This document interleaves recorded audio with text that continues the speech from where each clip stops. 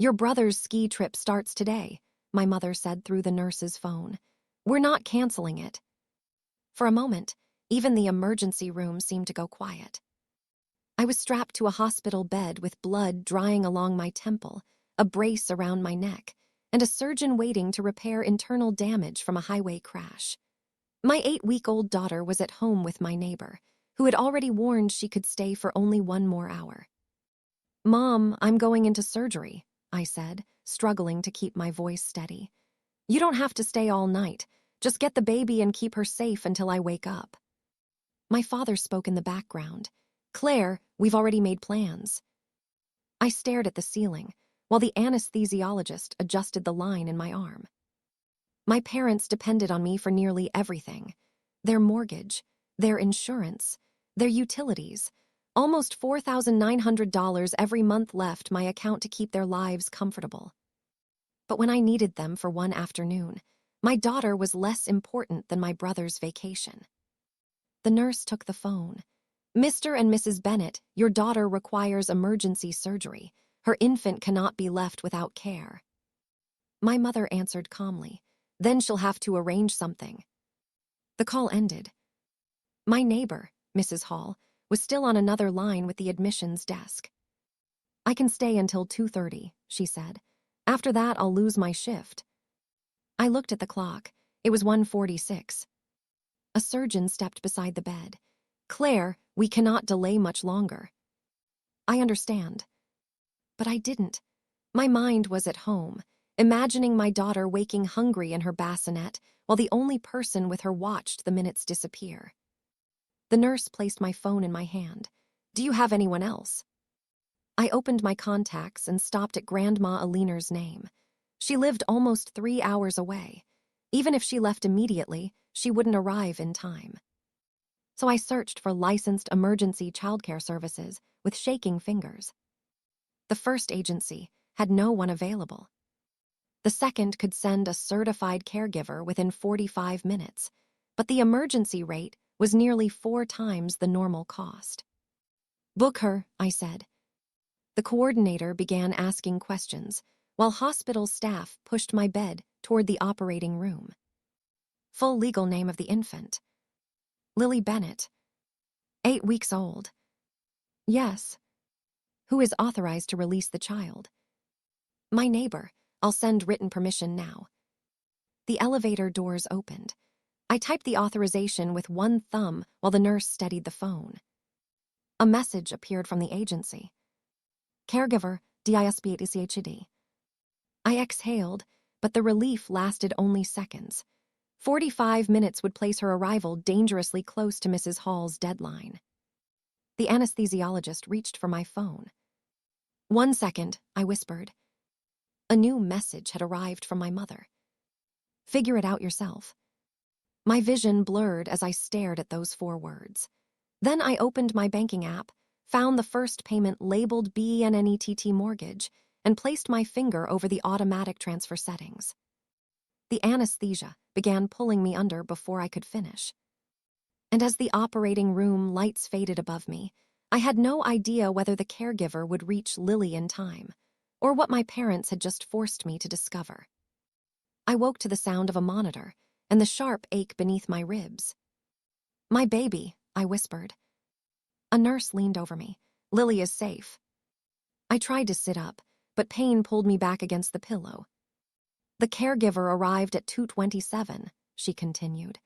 "Your neighbor stayed until she was inside. The agency sent confirmation and photos." My hands shook as the nurse returned my phone. There was Lily, asleep against the caregiver's chest, wrapped in the yellow blanket I had left beside her bassinet. I pressed the phone against my heart. Then I saw the messages beneath it. 2 years of payment confirmations, mortgage, electricity, insurance, repairs. Nearly every major expense my parents claimed they could no longer manage after Dad retired. I had postponed buying a house because they said they might lose theirs. During my pregnancy, Mom had written, "You'll never face parenthood alone." I opened my banking app. The automatic mortgage transfer was still pending. So were the payments for their utilities, car insurance, and medical supplement. I canceled every one. A confirmation box appeared. Are you sure? I pressed yes. I didn't call them. I didn't send a warning. The hospital door opened an hour later. Grandma Alina walked in carrying a diaper bag, clean clothes, and a package of formula. At 76, she normally moved carefully, but that evening she crossed the room without hesitation. She set everything down and looked at my face. Where are Richard and Diane? Driving Evan to the airport. Grandma went still. I told her about the crash, the surgery, the neighbor's deadline, and Mom's final message. She listened without interrupting. When I finished, she pulled a chair beside my bed and took my hand. Claire, she said quietly, they lied to you about much more than today. Grandma Alina didn't waste another minute feeling sorry for me. She stepped into the hallway with her phone and began making calls. I need everyone at St. Mary's Hospital tonight, she told my Aunt Susan. Not tomorrow, tonight. There are things this family needs to hear together. Within 2 hours, my hospital room had become unexpectedly crowded. My aunt and uncle stood near the window. 2 cousins leaned quietly against the wall. Even my father's older brother, Uncle James, had driven across town after Grandma insisted it couldn't wait. Then my parents walked in. My mother glanced around the room, confused. What is all this? Dad frowned at the gathering. Claire just had surgery. She doesn't need an audience. Mom stepped beside my bed with a practiced sigh. Sweetheart, we're sorry you're upset, but people don't understand the situation. Evan's vacation was booked months ago. Those reservations weren't refundable. She looked toward everyone else. We couldn't just throw thousands of dollars away because Claire panicked. I stared at her. Panicked. I had been lying on an operating table wondering if my daughter would be left alone. Before I could answer, Grandma calmly stood. No, she said. Let's make sure everyone understands the real situation. The room fell silent. She looked directly at my parents before turning toward the rest of the family. Who here knew Claire has been paying almost $5,000 every month to keep Richard and Diane's household running? No one spoke. Uncle James blinked in disbelief. I thought Richard's pension covered everything. So did I, Aunt Susan added. Without saying a word, I unlocked my phone, opened my banking app, and handed it to Uncle James. He slowly scrolled through month after month of transfers. $4,900. He looked at another, and another, then another. His expression completely changed. Mom folded her arms. Claire offered to help us. Nobody forced her. Grandma didn't even look at her. Instead, she asked one quiet question that echoed through the room. If she was supporting your entire household, why couldn't you spend one afternoon protecting your own granddaughter while your daughter was in emergency surgery? No one answered. Dad cleared his throat. This conversation is over. He reached for the door. Grandma's voice stopped him. No, Richard. She bent down beside the chair she had carried into the room and lifted a thick manila envelope onto my hospital bed. I think everyone should see what's inside this first. The room froze as every eye settled on the envelope. No one moved. The thick manila envelope rested on my blanket as though it weighed far more than a stack of papers. My father stared at it, then at Grandma. What is this supposed to prove? It proves, Grandma replied evenly, that Claire wasn't supporting struggling parents. She was financing a lie. She opened the envelope herself. Inside were neatly organized bank statements, credit card summaries, canceled checks, and handwritten notes she'd made months earlier while helping my father sort tax paperwork. She handed the first statement to Uncle James. He adjusted his glasses and frowned. This can't be right. Grandma nodded toward the highlighted entries. Keep reading. One by one, the records passed around the room. There were deposits to a luxury ski resort. payments for high-end sporting equipment, hotel reservations, airfare, monthly credit card balances under Evan's name that had been paid in full. Even photographs of receipts Grandma had copied before returning the originals. Every expense had one thing in common. They had all been made during the exact same months.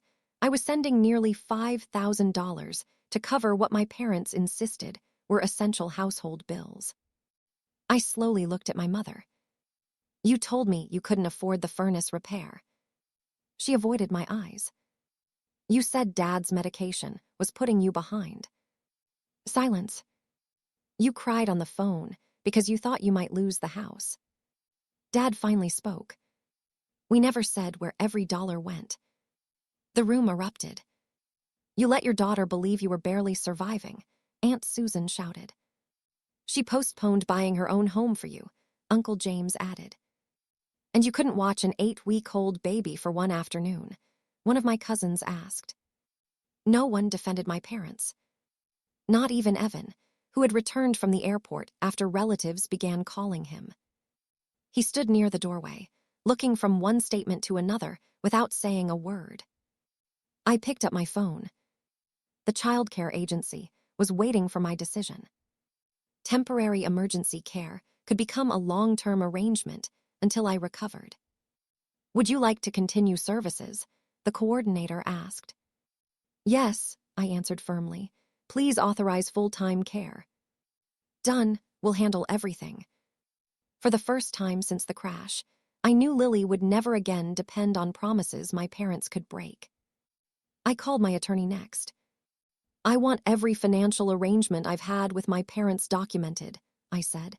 "Every payment, every transfer, everything." "We'll begin immediately," he replied. My father finally understood what had happened. "Claire," he said, taking a hesitant step forward, "don't do this. We can work this out." I simply looked at him. "You already did." Hospital security gently asked everyone except Grandma to leave so I could rest. As my parents walked into the hallway, my father's phone remained in his hand. Mine began ringing minutes later. "Dad." Declined. "Mom." Declined. "Dad again." Declined. The calls kept coming until I silenced the phone and laid it on the bedside table. An hour later, it vibrated once more. I almost ignored it. Then I noticed it wasn't my father. It was my attorney. I answered. "Claire," he said, "there's one last document your grandmother asked me to deliver tomorrow morning." The next morning, my attorney arrived just after Grandma Alina finished feeding Lily her bottle. He carried a slim leather folder instead of the thick stack of papers from the night before. "I've reviewed everything your grandmother provided," he said as he sat beside my bed. "The financial records are complete." He opened the folder and spread several timelines across the tray table. For over 2 years, my monthly transfers had covered my parents' mortgage, utilities, homeowners' insurance, and basic household expenses. That part had been true.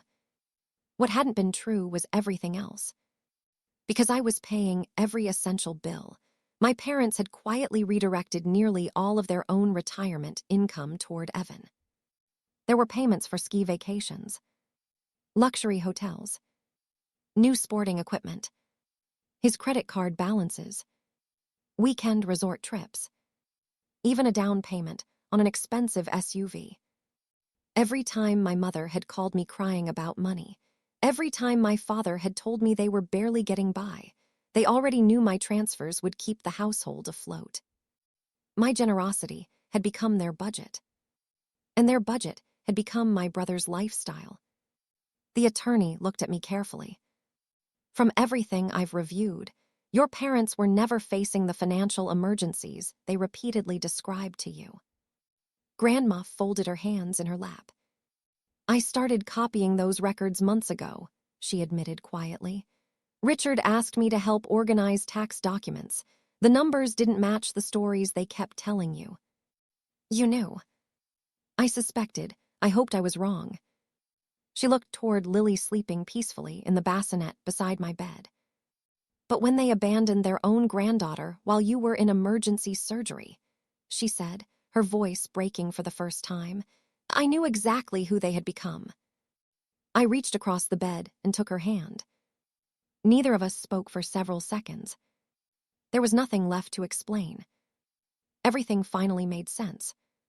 The promises, the guilt, the constant emergencies, the expectation that I would always fix whatever problem they claimed to have. I had never been treated like a daughter. I had been treated like an income source. Before I was discharged, I met with the childcare agency. Instead of relying on family, I signed a long-term care agreement that would help while I recovered and returned to work. For the first time since Lily was born, I wasn't building my life around promises that could disappear with a phone call. I also instructed my bank to permanently remove every recurring payment connected to my parents. There would be no temporary pause, no negotiation, no second chance. Within weeks, the consequences reached them. Without my monthly support, they could no longer maintain the lifestyle they had built. They sold recreational equipment first. Then my father listed the second car. A few months later, relatives learned they had quietly downsized to a much smaller house. No one offered to replace the money I had been sending. The sympathy they expected never came. Instead, family gatherings changed. People remembered the hospital. They remembered an unconscious daughter begging for someone to protect her baby. They remembered my parents choosing an airport over their granddaughter. The trust they had spent years building disappeared in a single evening. Evan changed too. For the first time in his adult life, he paid his own credit card bills, postponed vacations, and found additional work to support himself. No one blamed him for accepting help. They blamed my parents for expecting one child to sacrifice everything while another enjoyed the rewards. Months later, I returned to my job as a pediatric occupational therapist. Lily was healthy, happy, and thriving. Grandma became part of our daily routine, not because I owed her anything, but because we genuinely wanted to share our lives. She read stories to Lily every afternoon she visited. Sometimes we'd laugh about the tiny expressions Lily made while falling asleep. Those ordinary moments became the family memories I treasured most. My parents continued calling for several weeks. The messages slowly changed.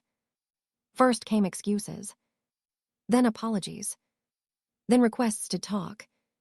Finally, they asked whether I could help with just one bill. I never answered. Not because I hated them, because I finally understood that every conversation would begin where the last one ended, with another expectation that I would rescue them. Instead, I opened a savings account for Lily. Every month, the money that had once disappeared into my parents' household went into her future instead. College, a first home, whatever dreams she chose for herself. One quiet evening, I watched Grandma rock Lily to sleep in the same yellow blanket she had been wrapped in the day of my surgery. The room was peaceful. There were no demands, no guilt, no emergencies I was expected to solve. Just the family who had chosen to show up when it mattered. Looking at my daughter asleep in Grandma's arms, I realized the highway crash hadn't destroyed my life. It had ended the illusion that love had to be earned through sacrifice.